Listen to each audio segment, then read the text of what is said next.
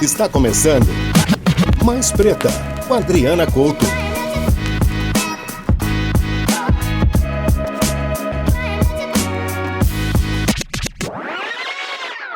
Pedindo licença aos que vieram antes, está no ar Mais Preta, o podcast para você se conectar com a música preta feita no Brasil e com as histórias das pessoas negras brasileiras. É assim, a gente tem uma lista e o convidado traz 10 músicas importantes, 10 músicas que marcaram a vida dele, 10 músicas que são referências na carreira. O critério é de quem está aqui na minha frente, na sua frente. E a partir dessa lista, a partir desse patrimônio que é a música brasileira, a gente trilha conversas, a gente coloca o nosso convidado na roda. E eu tenho o maior prazer de ter hoje, no Mais Preta, pianista, compositor, pernambucano, meu querido amigo Amaro Freitas. Que alegria que você está aqui. Viva você, Amaro. Ô, Adriana, para mim é uma alegria poder dividir esse momento com você. Esse é o meu primeiro podcast. Que massa que é a estreia aqui no Mais Preta. Pô, não poderia ser melhor. Deixa eu te contar que o Amaro lançou em março o 4º álbum solo, é isso? Exatamente. Iê. Mas ele tem na discografia também Sankofa, que é de 2021, Recife, que é de 2018, e Sangue Negro, de 2016, que você tá ouvindo aí. A gente colocou Sangue Negro para abrir os nossos caminhos, porque a gente quer saber também desse artista que já tá grandão, mas desse menino também, que mora aí dentro. Música preta brasileira. Aqui é sempre difícil a gente conseguir uma definição do que é música preta brasileira, né? Eu acho que a música preta brasileira é a essência do nosso Brasil. Eu acho que a música preta brasileira é o que nos salvou durante todo esse tempo. Eu acho que a música preta brasileira é o que nos conecta com a nossa ancestralidade. Através da música preta brasileira eu pude encontrar um Amaro que existia no meu próprio DNA e eu não sabia. Olha aí, foi a música que puxou, inclusive, as suas descobertas em relação à negritude, por exemplo. A negritude, com certeza. Eu comecei na igreja, né? Morava na periferia de Nova Descoberta, enfim. Meu pai me ensinou a tocar teclado, mas existia uma música da igreja que era influenciada pela cultura europeia, mas que era uma música de comunidade. Na comunidade, a maioria das pessoas eram pretas, então existiam certos códigos diferentes de quando você visita uma igreja evangélica na comunidade e uma igreja evangélica classe média, enfim. Falando de Pernambuco, de quando você vai em Nova Descoberta, que é Zona Norte, periferia, e quando você vai na igreja de Boa Viagem, por exemplo. São completamente diferentes. Eu acho que esse código, né, essa coisa de introduzir o forró na igreja, enfim, começou ali. Quando eu vou para a universidade, eu começo a descobrir esse universo preto das tradições pernambucanas, o coco, o maracatu, a ciranda, o caboclinho, né, o frevo. Essas manifestações não fizeram parte da sua infância, Amaro? Não fizeram parte da minha infância. E ainda assim, quando você se depara com elas, você se reconhece. É porque talvez eu nasci para ser um percussionista. Às vezes eu penso sobre isso e isso foi o que me levou a tocar o piano do jeito que eu toco hoje. Eu já queria percutir muito no piano, sabe? Só que eu estava dentro de um outro meio. Então, a partir do momento que eu agora encontro as tradições afro-pernambucanas, eu já tenho uma referência de um lirismo europeu no meu toque de piano e tenho também a referência do jazz, que eu comecei a ouvir com 15 anos. E aí, quando eu misturo frevo com essas minhas referências, nasce o disco Sangue Negro, que não tem o padrão e a estrutura do frevo tradicional. Ele já vem com muita improvisação, harmonia jazzística, e essa evolução rítmica vai acontecendo quando chega o Recife, né? Já pensando mais em polirritmia, isorritmia, ritmo negativo, mas tudo isso a partir da clave afro-brasileira. Sim, porque se a gente estudar e pesquisar, a gente vai ver que os ritmos africanos ali da África Ocidental são... Bom, a gente tem ali uma cena A cena muito polirrítmica, né? Pra De caramba. muitas vozes, né? Muita coisa. E é muito diverso quando você vai encontrando isso pelo próprio Brasil, né? Você chega, sei lá, no Rio de Janeiro é uma cena, chega na Bahia é uma outra cena, Pernambuco uma outra cena, o Maranhão, que a gente discute um pouco sobre o Maranhão, né? O tambor de crioula, o Bumba Meu Boi, o Cazumba, os brinquedos de encantamento. Então é uma diversidade absurda, assim, que eu só me sinto honrado e feliz em fazer parte dessa cultura.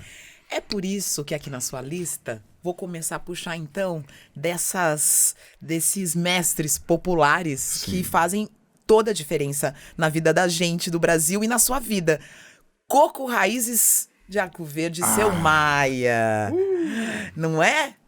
Ali é assim, é abrir os braços e é a porta do sertão de Pernambuco. A Porta do Sertão de Pernambuco. Essa Não é? Essa história é muito interessante, né? Que é uma comunidade que sai de Jaboatão dos Guararapes e vai para a abertura do sertão. E essa tradição do coco é uma das coisas mais bonitas que tem, que é quando você constrói uma casa, você chama os amigos para pisar o chão de barro. Sim. E nessa pisada de chão você dança o coco. Lula Calixto queria levar isso para as escolas. Então, ele queria ensinar os meninos, mas os meninos não eram tão bons de ritmo. Ele teve a ideia de fazer a sandália de madeira, para que os meninos pudessem se escutar melhor. Olha aí a tradição revisitada, a tradição... E aí virou uma dança, virou um sapateado. Ao mesmo tempo que você tem uma estrutura de uma banda de coco, você tem um coral cantando coco, você tem também as pessoas dançando, sapateando, com um tamanco de madeira em cima de um tablado de madeira, fazendo uma célula rítmica que não é convencional. O que diferencia uma cultura da outra é o ritmo. E esse ritmo do coco, de tantos tipos de cocos que existem, né? Coco de roda, e aí esse é o coco trupé. Esse é coco trupé, que é justamente referência a esse pezinho que bate. Esse pezinho nervoso. Tem uma estrutura rítmica diferente. Quando eu faço uma homenagem ao coco trupé, eu presto atenção nesse ritmo. Então eu não tô... Ô, Seu Maia... Ô, Andrelina, os teus olhos são azuis. Eu não estou prestando atenção na letra, na melodia. Eu tô prestando atenção na estrutura da clave rítmica. E aí eu trago isso pro meu piano e começo a desenvolver uma isorritmia com os músicos. Nossa! Dá pra fazer muita coisa. É um menino olhando pra mim aqui, com o olho brilhando. É o que você fazia no seu quarto, brincando com o seu teclado, né? Um teclado. Eu tinha um teclado pequeno. Eu comecei a tocar mais ou menos com 11 anos. E no início eu não gostava tanto. Meu primeiro instrumento foi bateria. Olha aí. Só que aí toda a criançada da igreja queria tocar bateria, porque é um instrumento que você gasta Opa! muita energia. Aí meu pai, tu não quer aprender um teclado não? Sorte a minha de ter um pai multi-instrumentista. Ele não é um profissional, né, musical, mas ele tocava um pouco de cada instrumento. Qual é o nome do seu pai? Jeremias. Seu Jeremias. Jeremias Amaro de Freitas. Eita, seu Jeremias. E o meu nome é o nome do meu avô, Amaro João de Freitas Neto. Amaro. Seu Amaro. Esse coco mudou, de alguma forma, foi um marco pra você? Eu acho que esse momento... Essas descobertas todas. Dessas descobertas todas. Se você prestar atenção, a partir do disco Recife eu começo a colocar títulos que fogem do colonial, né? E quando eu falo colonial, não é só pensando nos 500 anos de escravidão, é pensando em referências que nos foram negadas.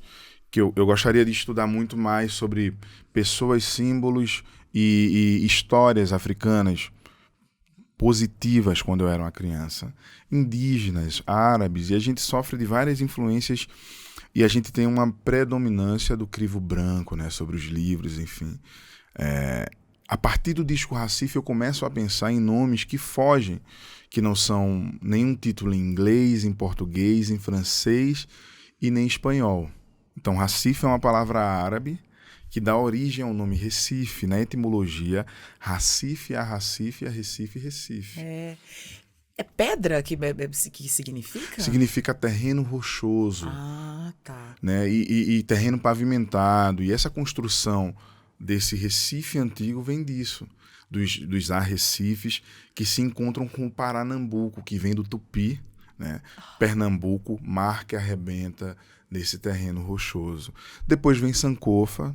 Sankofa é uma palavra dos povos Akans da África Central, símbolo adrinca que fala sobre passado, presente e futuro, essa conexão.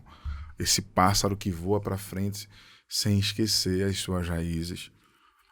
E depois vem Iê. Iê é uma palavra indígena da comunidade Sapteré Maué, que significa água ou rio. Então, acho que com o meu trabalho também eu quero contar uma história sobre um outro Brasil que a gente acabou não tendo acesso. Água ou rio. E aí a gente pensa nesse fluxo, né? Nessa energia e nessa possibilidade de... se você pensar no fluxo do rio, se tem algum obstáculo, ele vai dar um jeito. Claro. A vida continua. A vida continua. E isso é muito bonito, né? Cara, você trouxe um negócio agora que é sensacional. Porque para quem vê o Instagramável, vê só uma coisa bela da vida, né? De quem tá por trás daquelas telas. Mas a vida é muita coisa. A vida ela é solitária, a vida ela é familiar, a vida ela é alegrias, é tristeza, são desafios, é plantação, é colheita, né? Então, esse rio ele tá indo. Às vezes pode ter uma rocha ou pode ser um terreno totalmente plano, mas o rio ele continua indo. Ele continua Pode indo. crer. E que história é essa do senhor se jogar no rio, minha gente, sem saber nadar? Mas como é que essa história chegou pra você, rapaz? Menino, você dá entrevista, o pessoal escreve.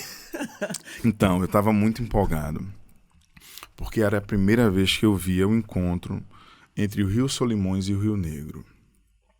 E esse fenômeno é fantástico, dois rios que se encontram, mas não se misturam. Eu olhei para aquilo e falei para o cara que estava pilotando o barco, queria me jogar aqui. E aí ele fez, olha, aqui não é legal, porque aqui tem uns peixes grandes e se ele pegar você, ele vai te arrastar lá para baixo. A gente não vai te encontrar porque a água é barrenta, enfim. Tá bom, eu vou te levar para uma área boa. E aí ele me levou para uma área que é uma área que tem uns botos cor-de-rosa, o Rio Negro super tranquilo. Ele disse, aqui é um lugar bom para você se jogar.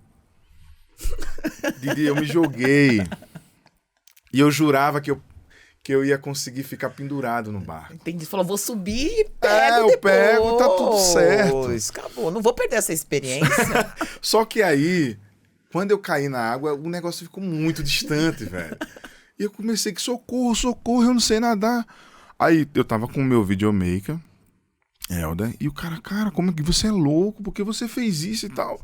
E aí o cara jogou uma corda e eu fiquei pendurado, enrolado assim, dando voltas no rio, sem conseguir me segurar numa corda. Eu digo, meu Deus, que vergonha. E aí ele me levou pra tem umas coisas lá na Amazônia, né, que são as casas flutuantes, enfim. Negócio absurdo, assim, que quando você quer se mudar, você leva a sua casa junto. Isso é fantástico. E ele me levou nessa casa flutuante. Quando eu tava subindo no tronco, Helder olhou pra mim e fez, fica aí que o sol está lindo no teu rosto, cara. E aí nasceu a foto, que é a capa do Que é a Iê. capa do disco. Então, olha aí. É a vida mais uma vez acontecendo. Não reclamando. Bom, já que a gente está mergulhando nesses universos todos, vamos mergulhar num universo, vamos pro começo da história, que foi a primeira música da sua lista. Tá. E é a música de um disco que também é um marco para a música brasileira, Moacir Santos, Coisas. Esse disco de 1965, a gente tá até com o LP aqui para pegar, para ver. É muito bom a gente poder... Vocês foram muito profissional com isso, cara. Trazer o LP foi incrível. É bom demais a gente ver, né? Ó, porque aí tá aí, tem história, tá tudo aqui, tem ficha técnica. E você escolheu Coisas número 4. Isso. Porque o Moacir, pra quem não conhece, ele... Ao invés de colocar um nome para todas essas músicas, para todas essas obras de arte aqui, ele foi no decorrer do tempo, né? Colocando, guardando ali as coisas. As coisas, E essas coisas viraram esse disco maravilhoso. Você escolheu Coisa número 4. uma música fantástica que, para mim, toca a minha alma dentro de tantas coisas bonitas que o Moacir tem. Essa é uma das músicas que toca de uma forma muito profunda a minha alma. E eu já tive a oportunidade de tocar ela em vários formatos, né? Numa banda chamada Ancestral Cumbi. Toquei ela também com um pianista italiano chamado Stefano Bolani.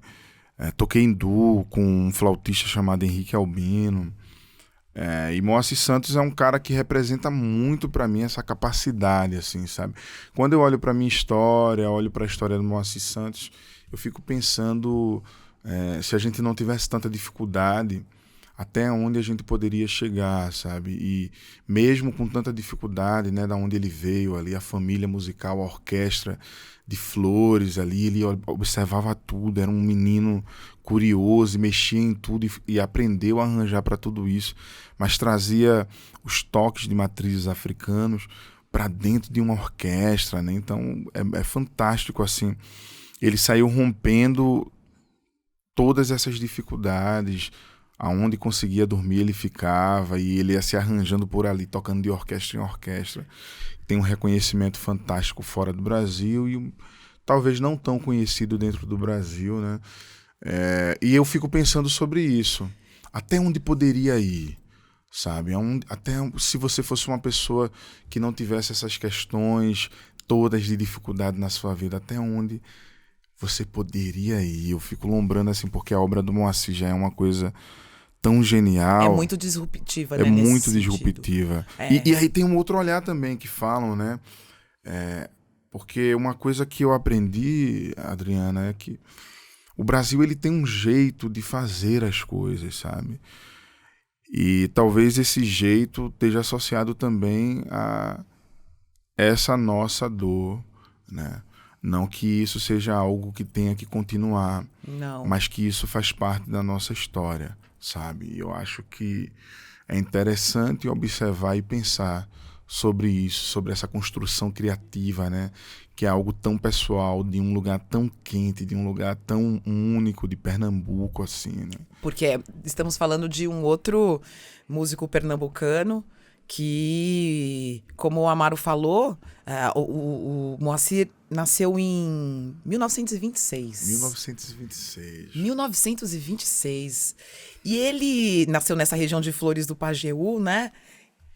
E a mãe morreu, ficou órfão muito cedo. O pai também foi deixando os filhos com outras famílias, tava atrás dos cangaceiros. Dá um filme a vida dele. Pô. Dá um filme. E aí, esse menino que é apaixonado por música, esse jovem, vai encontrando um jeito de tocar. Ou ele vai nas bandas, é uma tradição, né? Uhum. Uma tradição dessas bandas das cidades. Sim. E a banda, e aí ele muda ele vai sozinho, muda de cidade, ele entra no exército e toca, ele toca em banda de jazz de empresa. Ele sai se virando. Ele sai famoso, se virando. Vai levando como pode ser, sabe? E é interessante que ele nasce nessa região do Pajeú, né? Que tem uma tradição histórica muito potente, né? Do rio Pajé, né? E aí tem uma lenda que falam que enterrou-se um violão dentro do rio Pajeú. E todo mundo que bebe dessa água vira poeta.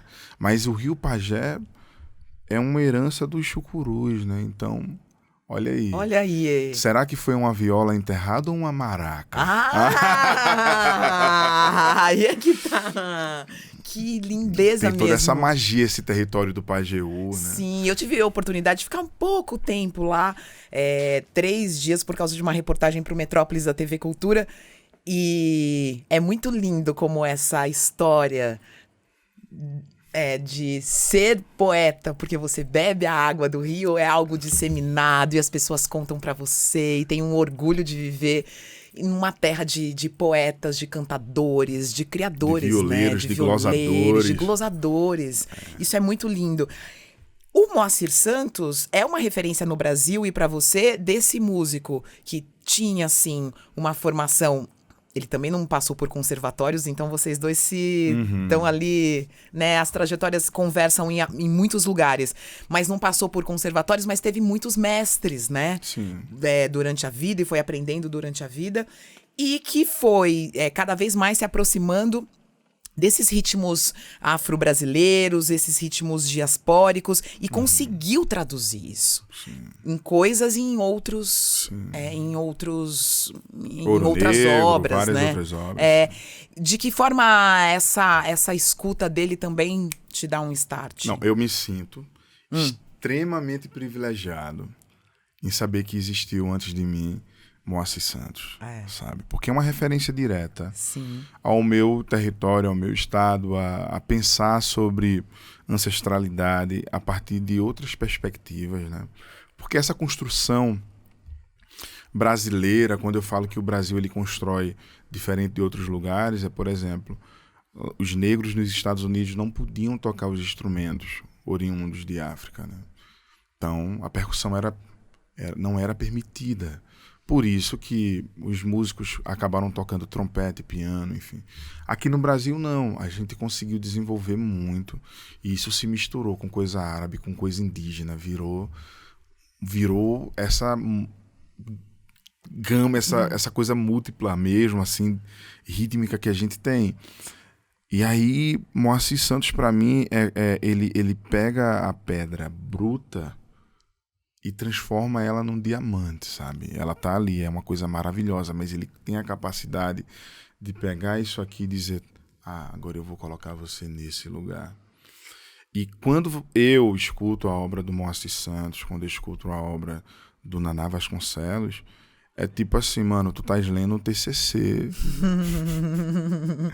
de um Brasil profundo, de um Brasil que é extremamente reverenciado pela crítica internacional, pelos músicos internacionais, um Brasil que representa de forma verdadeira, né, o que é o povo brasileiro, assim. Então, isso quando eu olho para essa identidade como um homem negro, como um homem nordestino, um homem brasileiro, um homem da América Latina, né?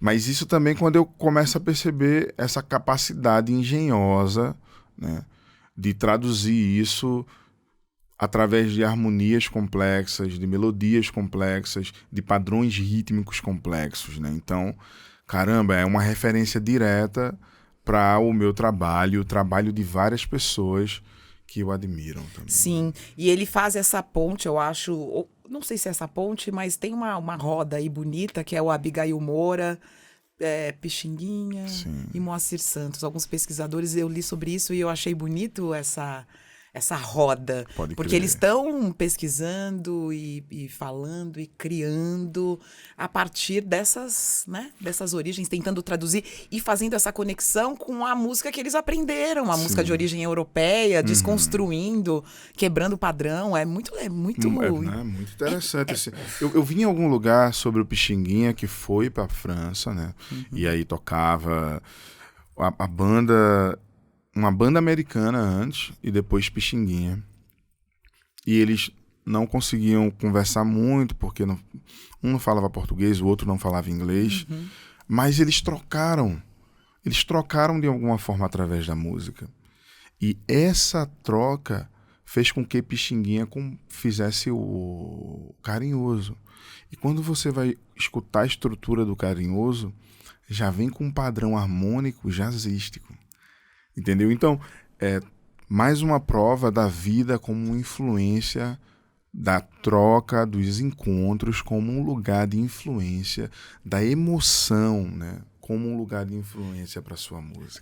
Então eu já vou para o seu disco mais recente, que foi lançado em março desse ano, em que você convida muitos músicos de vários lugares diferentes que também, de alguma forma, trabalham com essa influência da música negra nos seus territórios, mas que aí a gente tem um grande território negro, transatlântico, essa cultura diaspórica, esses ritmos diaspóricos. O que você estava buscando com tantos convites e com tantas trocas? Na verdade, eu estava vivendo um momento muito especial da minha vida, né, tocando em vários festivais, teatros da Europa.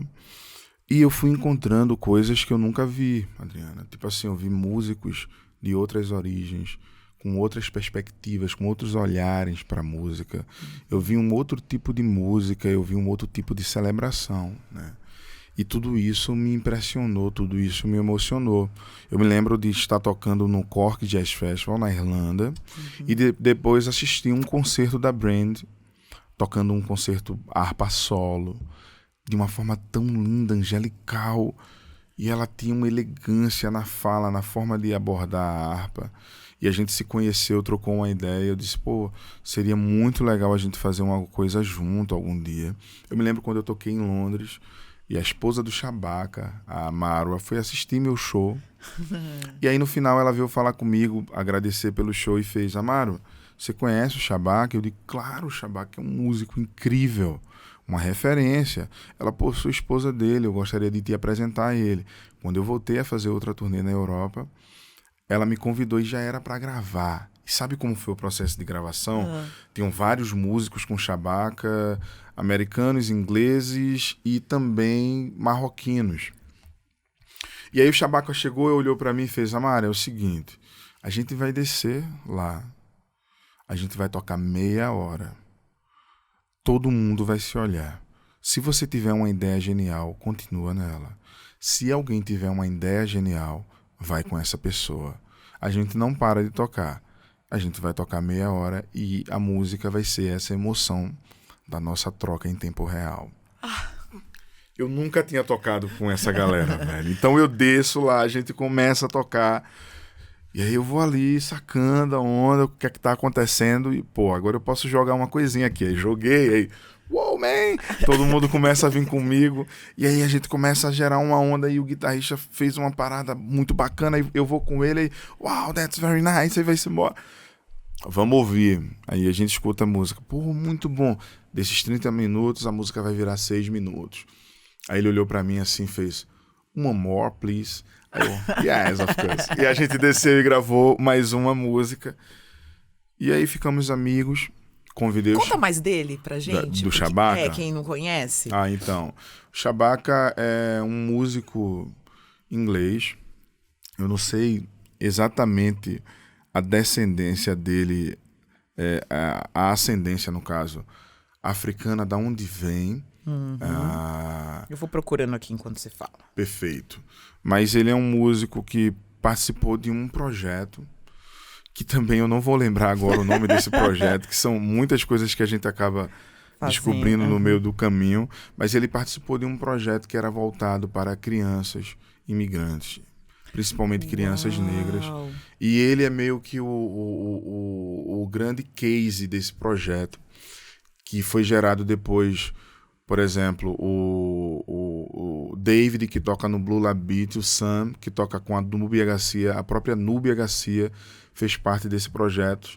Tinha professores jamaicanos, cubanos, professores negros que eram voltados para essa estrutura, pensando na imigração, né? E muita gente saiu desse projeto. E foi muito curioso que agora eu acabei de gravar para BBC Music, em Londres, com o Giles Peterson. E convidei alguns músicos da cena de Londres para gravar comigo. E no ensaio, eu encontrei o David, que participa do Blue Lab Beat. E eu comecei a falar de Tânia Maria para o David. E ele disse, Tânia Maria, bro, I love Tânia Maria. Porque ele teve um professor jamaicano que ensinava pra ele Tânia Maria. Gente. E ele começou a tocar e a tratar da Tânia Maria. Acredita nisso? Acredito, no piano. acredito. Ele disse, nossa, coisa incrível, eu me senti tão bem naquele dia. Deixa eu falar que o Shabaka, os pais são de Barbados. Sim. Só pra gente não ficar com isso na cabeça. Beleza. De onde é britânico, mas os pais de Barbados. Você falou da Tânia Maria. Vamos puxar, então. Vamos puxar. Vamos puxar a Tânia Maria maravilhosa. Ia tratar, né? Ia tratar, Essa né? Um música clássico. Um clássico, fantástica e difícil de tocar. E eu acho que Tânia Maria, ela representa muito esse empoderamento feminino. Ela representa muito. Ela é de uma outra geração e ela passou por fases complicadíssimas aqui no Brasil, né? De ouvir de certos homens, ela toca feito um homem, Sim. né? Ela tinha uma banda com Alcione.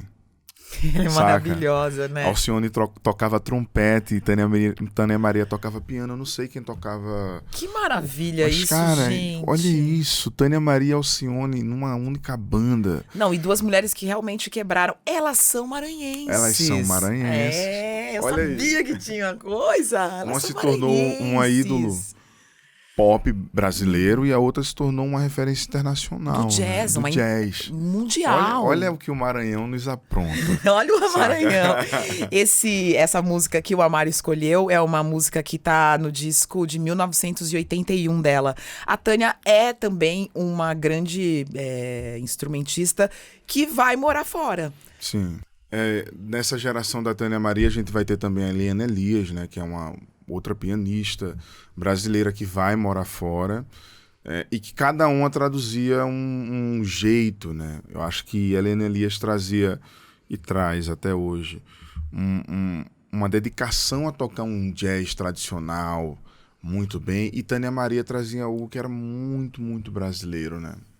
Algo que é tipo assim, o código da nossa fala, do nosso andar, a umidade do nosso território, sabe? O calor desse território, o múltiplo que existe de danças desse território. O território é tropical. Então, quando você escuta a Tânia Maria, você está ouvindo tudo isso. E todos esses códigos que formam a identidade brasileira tá na forma que ela improvisa. E isso é algo muito particular. Sim, porque o improviso tem uma ligação com o inconsciente, né? O que é improvisar? Inveja. Tenho essa inveja, sabe? Assim, quando os músicos estão lá, tipo, improvisando. Porque é quase um transe. É quase um transe. Ou eu tô sendo romântica? Não. Talvez eu tenha pensado em improviso, Adriana, a partir da perspectiva maranhense. Olha aqui, eu tô com uma relação com o Maranhão. Né? Segura. Eu tô com uma relação, e existe o brinquedo de encantamento, né, no Maranhão, porque o encantamento, ele acontece através de várias figuras míticas e místicas, que pode ser o boto cor-de-rosa, a uiara, o cazumba, né, a careta de cazumba, essa construção da história do Bumba Meu Boi, e tem também a manifestação das festas que são dessas pessoas que participam dessas religiões e que têm uma certa intimidade com isso. Na hora que elas estão brincando, elas podem manifestar esse encantamento da jarina, enfim. E quando elas manifestam isso, elas também podem ter o poder da cura ou de alguma coisa, alguma influência sobre a vida de outras pessoas. A minha ideia é que quando a gente está tocando, quando a gente está sendo um canal para a música, talvez naquele momento a gente não seja o Amaro, a Tânia Maria. A gente vire uma outra coisa, a gente se torne um encantado através da música. E esse encantado vai despertar outros lugares. E então a improvisação, ela é uma celebração desse momento que está muito presente no jazz. E aí, talvez que se o jazz ele fosse traduzido para o português, ele seria já, sabe? É isso, passou, aconteceu. Então... Agora já. Alguém já. falou isso já. Não inventei isso, eu tô lembrando agora. Djavan tem umas brincadeiras com o agora jazz. Já. Mas eu acho que é sobre isso, assim, tipo, não é só um estudo sobre... várias escalas que vão subir o piano, descer o piano, subir a flauta, descer a flauta. Apesar de ter também essa excelência, Mas, para além disso, tem um olhar de Miles Davis olhando ali para o Herbie Hancock e dizendo, pô, toca esses acordes diferentes aí, cara. E aí, pô, não, faz uma coisa, tá meio... Tem alguém que traduz e vai dizer que os acordes estão meio amanteigados, faz uma outra parada. E aí o Herbie e o Wayne Shorter começam a pensar a música a partir de uma outra perspectiva, que talvez o erro, ele não seja um problema, ele seja um portal para um outro lugar, para uma outra perspectiva. Mas, óbvio, quando esses caras se propõem a olhar isso, eles já estão esgotados do estudo técnico, de um saber, de uma intimidade com o instrumento. Não é um erro simplesmente... de alguém que nunca estudou o instrumento e diz, Apesar que tem uma perspectiva de Hermeto Pascoal que eu acho fantástica, que é tipo assim, tire meia hora do seu dia para deixar o seu corpo tocar com o instrumento, sem que a sua cabeça pense. Só seja.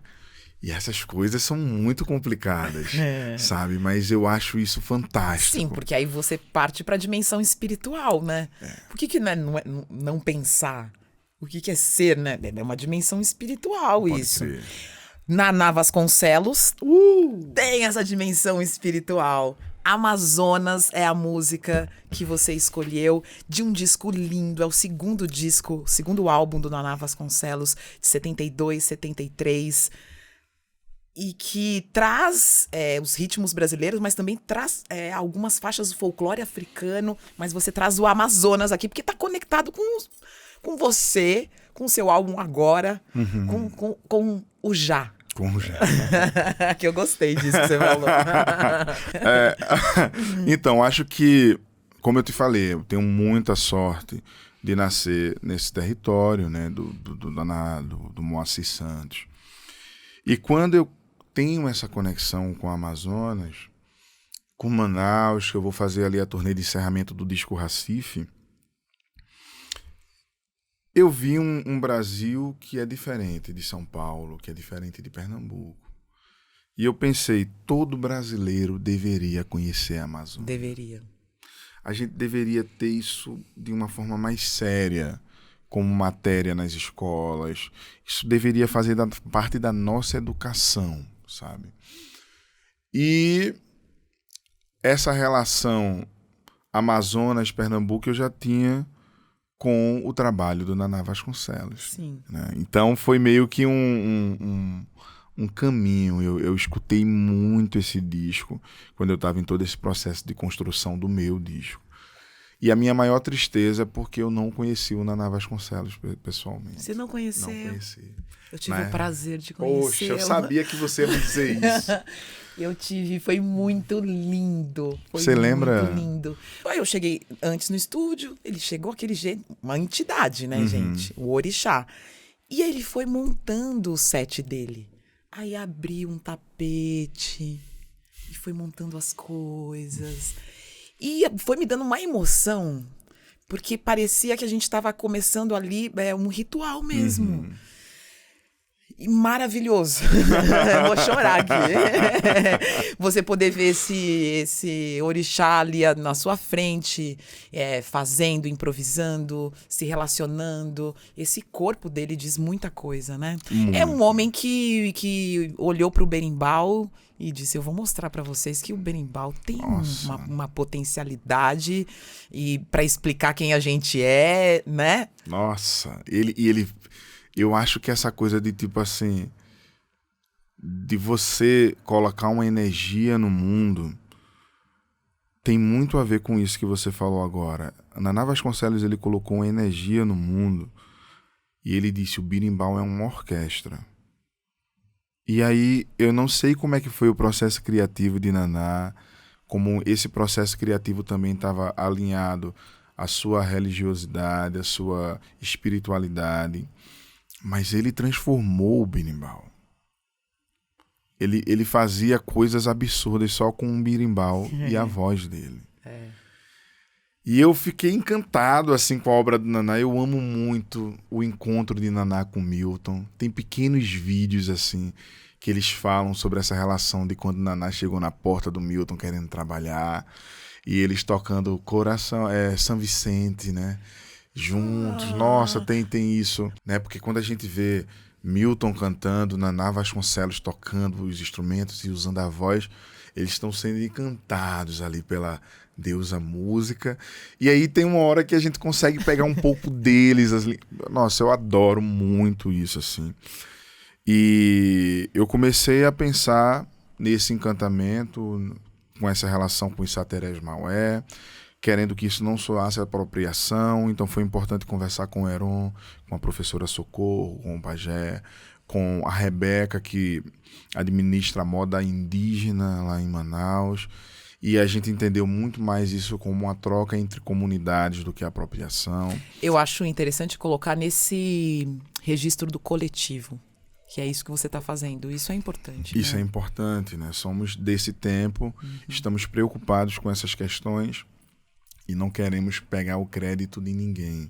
Simplesmente agir com a minha missão e a minha função como músico e propagador de uma ideia que fala sobre ter mais respeito com o nosso planeta, fala sobre cuidar melhor da Amazonas, que fala contra o garimpo ilegal, contra o desflorestamento, contra a não poluição dos rios, dos oceanos, e que fala também da nossa responsabilidade como brasileiro de conhecer mais e defender mais o nosso território, sabe? Então, eu acho que a gente se entendeu nessa conversa, isso foi bastante importante, e para mim, o Naná Vasconcelos tinha que vir logo depois do Mapinguari como guardião da floresta, o Iara como mãe d'água e Naná Vasconcelos como a ponte. Recife, Manaus, Que sabe? delícia! E você utilizou essa ponte de alguma forma. Essa sonoridade que ele trouxe, que fez com que a gente ouvisse do berimbau, de alguma forma está em algum dos seus trabalhos? Ou essa referência, ou essa desconstrução te levou para algo que você possa falar com a gente agora? Claro. Eu tô usando a minha voz. E na hora que eu utilizo a minha voz, quando você for pro meu show, você vai poder ver esse momento, vou ver. tá? Tá faltando. Tá faltando isso aí, né, Eu Adriana? senti essa vozinha. Eu senti. Então, eu dou uma tapa nas cordas do centro do piano, que gera um som como se fosse de trovão, né? E Naná Vasconcelos usava uma grande tela para gerar esse som. Eu dou uma tapa no piano. Tem uma hora que eu toco a tecla e a mão tá assim nas cordas do piano abafando e essa tecla fica abafada. Lembra um pouco o som do birimbau. E aí eu fico brincando entre isso e a tapa no piano. Vai gerando o trovão e o som do birimbau, o trovão e o som do birimbau. Quando eu termino isso, eu piso no pedal do piano que suspende todos os abafadores e o piano fica com muitos harmônicos e começa a solfejar. E vou criando várias camadas de vozes com o meu engenheiro de áudio, Vinícius Aquino, que vai gravando todos esses loops. E essa música é uma homenagem a Naná Vasconcelos, né? Eu sonhei com Naná Vasconcelos, assim, ele meio que me direcionou nesse sonho a fazer essa música. E eu não queria copiar o Naná Vasconcelos, mas eu queria que, de alguma forma, toda essa estrutura do Viva Naná, né, trouxesse um pouco da minha percepção do som dele e como agora eu consigo trazer esse birimbau, esse igarapé que ele traz, né, dentro do meu piano. A primeira música é Mapinguari, depois cai em Uiara e depois vem para Viva Naná. É justamente essa. É justamente essa. E essa faixa vai ligar com Dança dos Martelos. Dança dos Martelos é uma música que eu uso os prendedores de roupa para fazer o piano preparado, que é uma técnica desenvolvida por John Cage, mas eu queria um piano preparado brasileiro, então eu vou pensar nos sons do trópico, no quanto esse Brasil é dançante, no quanto esse Brasil tem várias claves rítmicas, e aí eu começo a trazer tudo isso para dentro do piano, por isso que o nome da música é Dança dos Martelos. Eu fico curiosa em saber se esses elementos que você traz para dentro desse piano são elementos que têm a ver com o território, com a sua memória. Por que você escolhe uma pedra? Por que você escolhe um prendedor? Por que você escolhe uma semente? Por que é que você escolhe cada interferência dentro desse piano? Como é que fala? Preparado. Piano preparado. É. Então, esse é um processo, Didi. Eu sempre fui um cara, desde Sangue Negro, que nunca lancei um disco atrás do outro. Eu nunca lancei 2 discos no ano, um disco no ano, um disco no outro, porque eu queria viver processos criativos intensos que trouxessem uma relevância primeiro para mim, do meu próprio trabalho, e que as pessoas também pudessem sentir isso. Então, quando eu estou vivendo o processo do piano preparado, isso começou há mais ou menos 5 anos atrás. Só que eu pensei em 2 coisas. O som que isso vai gerar, eu não sei. Então eu preciso experimentar. E eu não queria colocar nada no piano que machucasse o piano. Porque o piano preparado do John Cage geralmente são instrumentos, são peças metálicas. Então você tem ali um parafuso, uma porca. Imagina quantos festivais ficariam em dúvida sobre esse show por conta desse material, sabe? Então eu queria usar coisas que não machucassem o piano. Aí eu tô ali na casa da minha mãe ainda, né? E aí vejo uns pegador de roupa. Aí meu sobrinho tinha uma pistolinha, tinha umas balas de borracha. Aí eu pego as balas de borracha. Tinha um jogo de dominó que a gente brincava, eu levo também. Eu digo, deixa eu testar isso dentro do piano. E aí, nesse mesmo tempo, eu também vou para a Amazônia. E na Amazônia eu queria trazer essa sonoridade. Então, sementes amazônicas, jarina, a casca da semente, né, o açaí, apitos amazônicos. E aí eu queria compor agora, eu fiquei louco. Só que eu não queria que isso soasse experimentação. Para mim, a música ela precisa ter melodia. E eu adoro a experimentação e a rítmica. Então eu queria fazer um combinado disso tudo com uma outra proposta de Brasil, né? Então, quando eu digo uma outra proposta de Brasil, eu falo sobre o que o Brasil é conhecido fora, né? As pessoas fora do Brasil conhecem muito da bossa nova, do samba jazz, do choro, um pouco sobre o frevo, um pouco sobre o forró. E eu queria voltar uns anos, assim, sabe? Eu queria pensar no primeiro tambor. Eu queria pensar nessa conexão da floresta, do rio, de quando os indígenas tocavam nas árvores milenares para comunicar com outro indígena que estava a 1 quilômetro de distância, sabe? Eu queria pensar em uma coisa tipo, mas qual é o campo harmônico que você está tocando no Dança dos Martelos, Amaro? Não tem um campo harmônico convencional. Não é um estudo de uma harmonia funcional sobre como você vai tocar o 2-5-1 no jazz. É uma outra coisa. Então, para que eu conseguisse encontrar esse tambor... Rapaz, eu tive que passar muitos dias no estúdio botando prendedor para lá, para cá, botando bala de borracha. Em um dia, eu coloquei o prendedor de varal na parte das teclas que tem 3 cordas. E levei esse prendedor até o canto do piano. E quando eu toquei, veio o tambor. Você fez, chegou. Eu me arrepiei. Adriana, eu me arrepiei, eu ficava pulando feito criança dentro do estúdio. Aí eu disse, agora eu tenho um problema. Como é que eu vou combinar isso com o som do piano? Que maravilha! Que bom esse processo, que bom que você se diverte no processo, que você cria nesse processo. É muito maravilhoso poder ver você contando isso. E trazendo, a partir das músicas aqui pra gente, tantas histórias.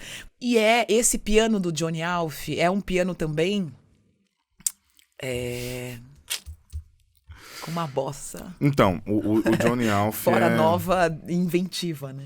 Pra mim, ele é a sofisticação, assim. Ele é a elegância da música brasileira, sabe? Eu acho que isso tá mais do que provado, né? Várias pessoas falam hoje do Johnny Alf a partir dessa perspectiva de que foi um cara injustiçado do período da Bossa Nova.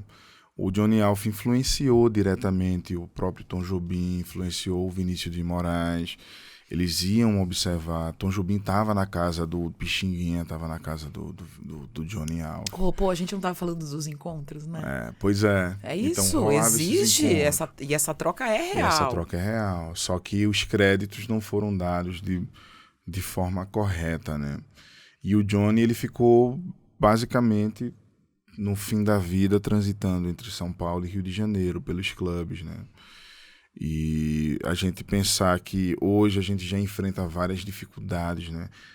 Eu me lembro de vários amigos dizendo, em pleno 2020 a gente vive isso, em pleno 2015, em plenos... E parece que, tipo assim, a gente chegou numa fase da vida agora que muita coisa está se repetindo, né? Guerras, enfim, enfrentamos uma pandemia... e vários movimentos sociais do que é considerado minorias, enfim. E parece que a gente tá voltando, né? Parece que o mundo tá dando um giro e a gente tá vivendo tudo de novo. É bastante complicado a gente pensar sobre isso, pensar que a gente poderia aprender de uma certa forma muito mais com a história e não repetir certas coisas, mas essas coisas, por mais que a gente evolua de forma muito dolorosa e insistente, muitas coisas ainda não se resolveram, estão longe de se resolver por completo, né? E eu acho que o Johnny Alf, ele é essa figura. Imagina ele nesse tempo, né? Nessa geração, como um homem preto, um homem gay, né? Pianista, e que compôs a música Eu e a Brisa, que eu adoro. E que é um cara que estava influenciando todo mundo, mas que no fim da sua vida precisou vender as suas coisas para poder pagar a conta, e teve um fim de vida sem esse sossego, né? Claro que ele merecia, que é digno, que E que não foi colocado corretamente na história da Bossa Nova, né? Agora que a gente tá revendo. Mas agora... Agora. A Laíde, ainda bem que podemos celebrar a Laíde, né? Ainda bem que a gente pode celebrar a Laíde, que a gente pode celebrar a Lia de Itamaracá. Lia de Itamaracá. Mas olha o tanto... Eu fico... Adriana, de coração, fico muito feliz de poder presenciar esse momento. Mas talvez não desse tempo, saca? Que bom que essas mulheres chegaram até aqui. Mas olha, eu acredito que a Laíde Costa tá com 88. Uau, 80. é verdade. E Lia de Itamaracá deve estar por aí, 80. Sim, a dona Lia acho que fez 80. 80, sabe? E aí você diz, nossa, bicho, que bom ver isso acontecer nessa celebração, mas demorou tanto, sabe? E olha, duas mulheres com propostas totalmente diferentes, né? Uma cantando ciranda, né? Uma que vem do litoral, a outra também vem do litoral, né? Do Rio de Janeiro, uma de Itamaracá. É um clássico dela, quem me deu foi Lia. E morar na ilha eu posso de dizer uma Itamaracá. coisa? Meu sonho é ir lá dançar uma ciranda na ilha de Itamaracá. Esse ano, Lia foi uma das homenageadas do Carnaval. Sim. De Pernambuco. E eu tive a honra de fazer uma abertura, porque Naná Vasconcelos fazia uma abertura no Carnaval com os batuqueiros, né, com os percussionistas. E cada um tinha a sua nação de maracatu, tem, na verdade. E eu tive a oportunidade de ensaiar em cada lugar. Fui em Peixinhos, Alto do Zé do Pinho, fui na Bomba do Emetério, e ensaiei com cada nação para depois se reunir no Marco Zero. 750 batuqueiros, em homenagem a Naná Vasconcelos. Eu tocava uma música minha. E depois, com o grupo Voz Nagô, que foi criado pelo próprio Naná Vasconcelos, a gente cantou algumas músicas em homenagem a Lia. E essa ciranda, quem me deu foi Lia. Então ficou, além de eu já adorar essa música, agora tem um marco na minha vida de estar ali perante 60 mil pessoas, com 750 batuqueiros, o grupo Voz Nagô, tocando em homenagem a Lia de Itamaracá, num dia que a gente homenageava a Naná Vasconcelos. Então a gente vai abrir aqui essa homenagem a grandes mulheres brasileiras, grandes artistas pretas brasileiras, e você já trouxe algumas delas aqui pra gente. A próxima, Kátia de França. Esse é um shot, um forró que você escolheu, Panorama, que é esse segundo disco dela. Essa mulher também desbravadora, paraibana. Essa música que você escolheu, Panorama, tá no álbum Estilhaços, de 81. E ela, olha que interessante, ela acaba de lançar o disco No Rastro de Catarina, também. Outra mulher que está num momento muito bonito da carreira, mas que também já é uma senhora e que representa uma força muito grande nordestina. A primeira vez que eu vi um show de Kátia de França foi em São José do Egito, na Festa de Louro. Olha aí. Onde você esteve. Não na Festa de Louro, Não na Festa de Louro, mas estarei. Estará. Aqui hoje, na minha conversa, só promessas. Não é eu só jogando. Promessas não, jogando pro universo. Eu tô anotando tudo aqui, tá? Mas eu disse, nossa, que potência Essa mulher, nessa idade, com essa força, com esse violão, uma mulher multi-instrumentista, né? E que tem uma garra. E essa garra, essa força, esse empoderamento está muito presente na sonoridade, né? Claro. Quando a gente escuta a voz de Cátia de França, eu lembro da minha avó, eu lembro da minha mãe, sabe? É uma voz firme, é uma voz segura, é uma voz que fala desse lugar, desse território com muito orgulho, assim, nossa.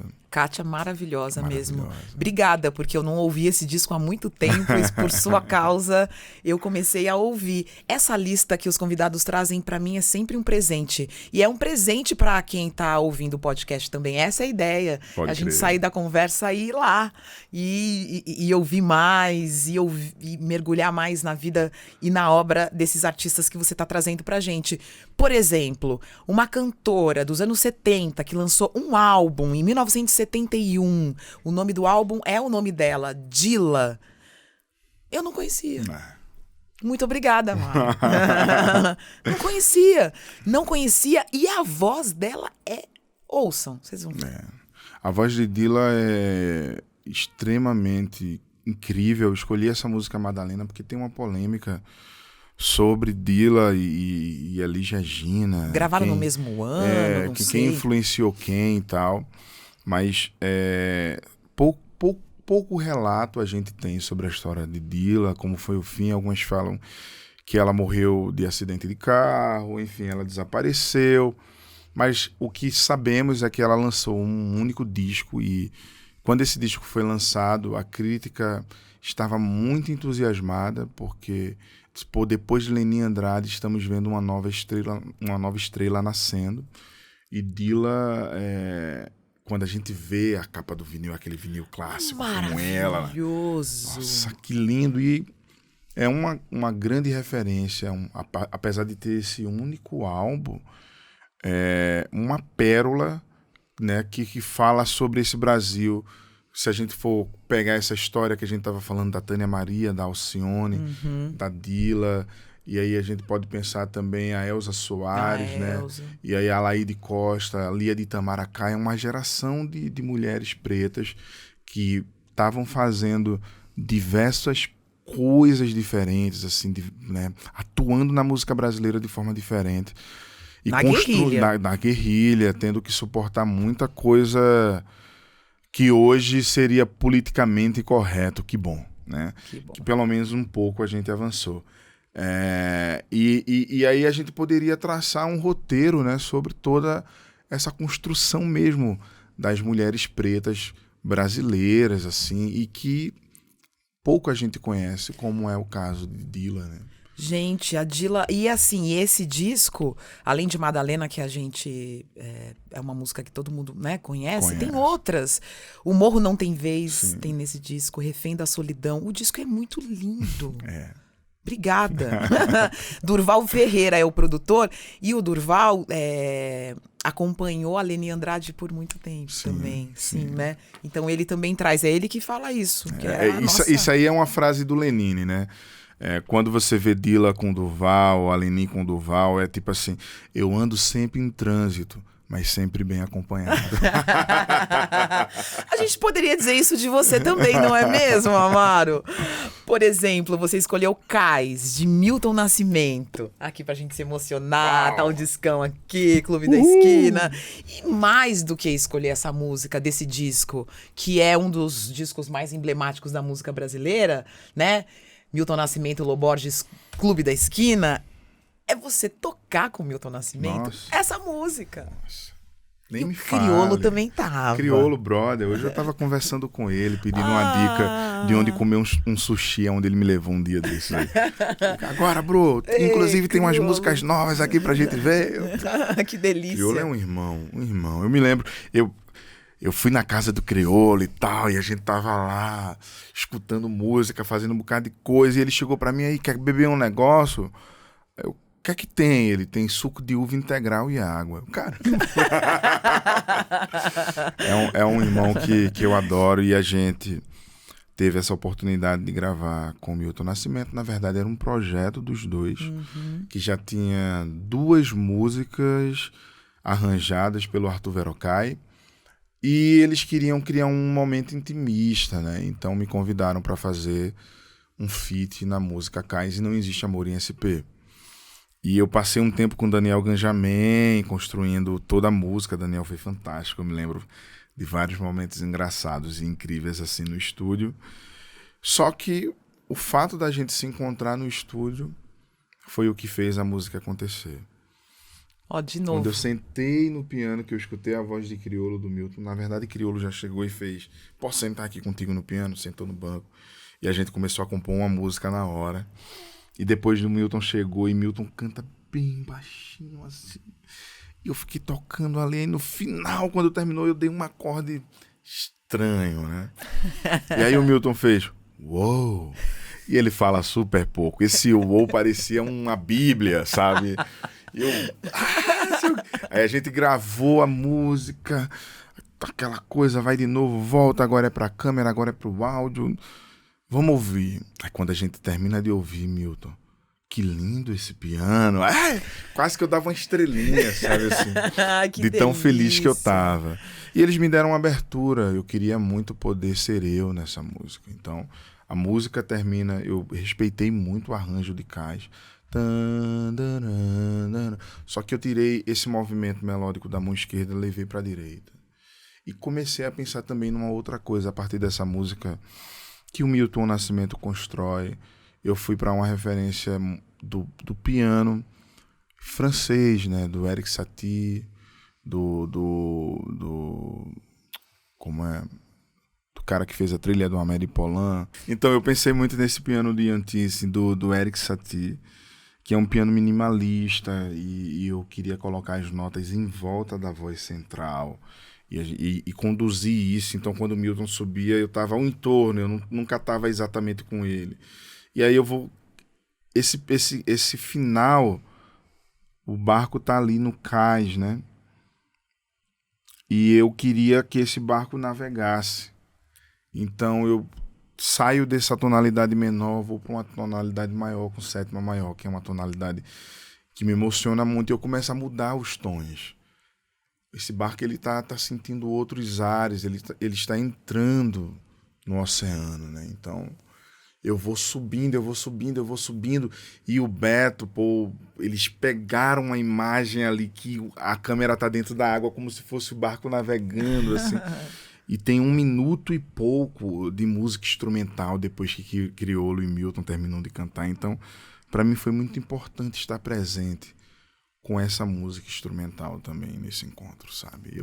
É um presente que eu vou levar para toda minha vida. Milton Nascimento é a manifestação da força da natureza. Sorte do Brasil em ter Milton Nascimento. Sorte a minha em poder ter gravado com ele. Toda vez que eu chego perto de Milton, eu fico sem saber o que dizer, me arrepiando. Uma conversa boba, eu não sei para onde levar, eu fico todo errado. Mas sempre sou muito acolhido por ele, assim, é um presente mesmo. Ah, que delícia. Bom, eu já, sei lá, não sei mais quanto tempo a gente tá nesse podcast, que eu tô aqui, ó, nesse passado, presente e futuro, com Amaro fechando aqui, vamos fechar com um pianista. Pode ser Dom Salvador. Dom Salvador. Ah, é chique fechar com Dom Salvador, hein? Dom Salvador. Tio Macro. Tio Macro. E aí, na verdade, eu fiz uma casadinha, né? Que essa música é uma música em homenagem ao Laércio de Freitas. Tio Macro é o Laércio de Freitas. Os caras são muito amigos. Eu sou amigão da Thalma de Freitas. Sim. Dom Salvador comprou o primeiro piano da vida, o primeiro piano dos sonhos, o ano passado. E eu acho que Dom Salvador deve estar nessa casa dos 80, 70 e poucos anos também. Então é interessante perceber que a luta dessa geração, Dom Salvador, Elza Soares, Lia de Itamaracá, Alaide Costa, ele tem quantos anos? 85. 85. Todos estão conseguindo realizar, ter uma referência, um reconhecimento com 80 anos. Nossa, um ícone do samba jazz. Um ícone do samba. Fundador do Abolição, um grupo assim muito... que foi o embrião de outros grandes grupos brasileiros que vieram a seguir. Pode crer.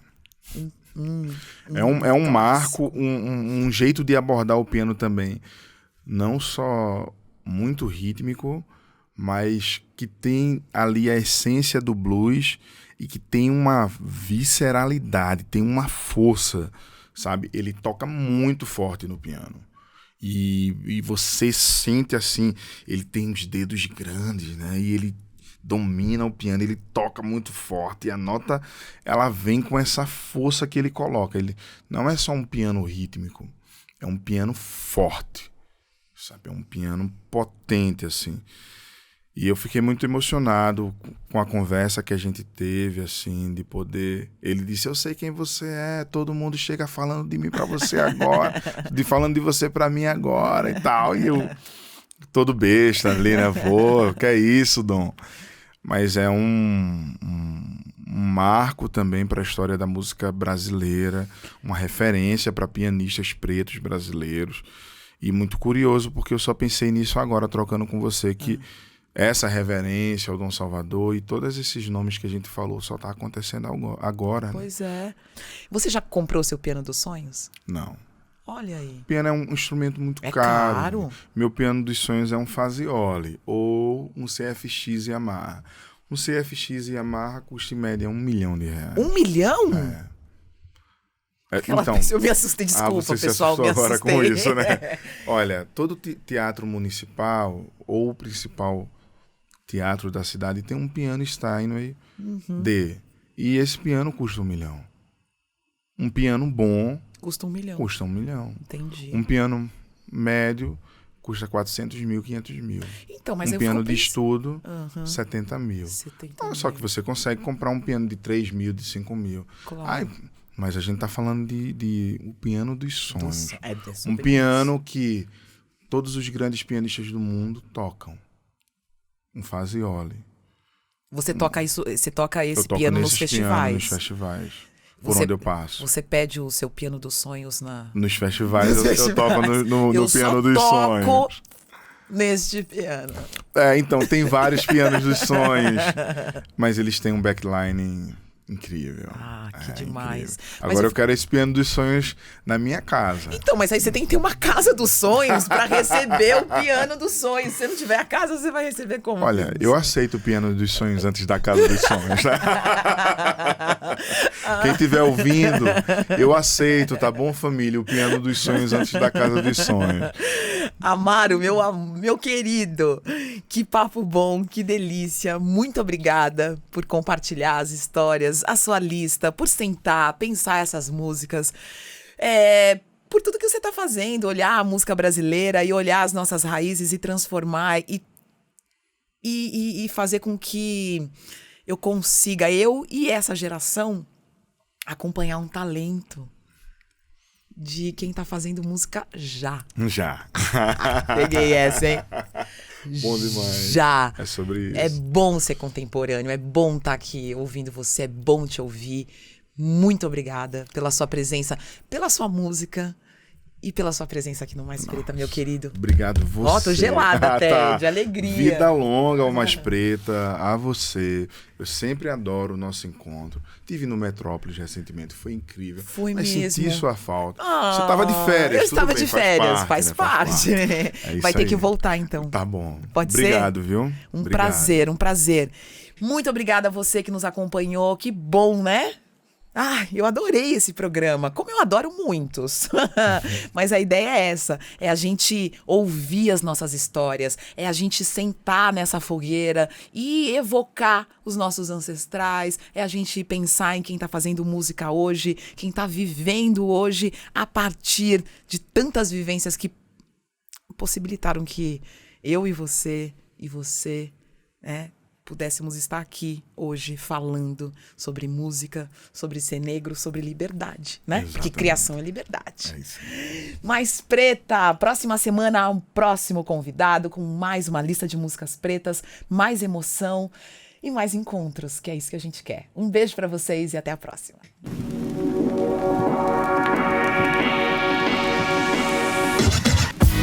Você ouviu Mais Preta, com Adriana Couto.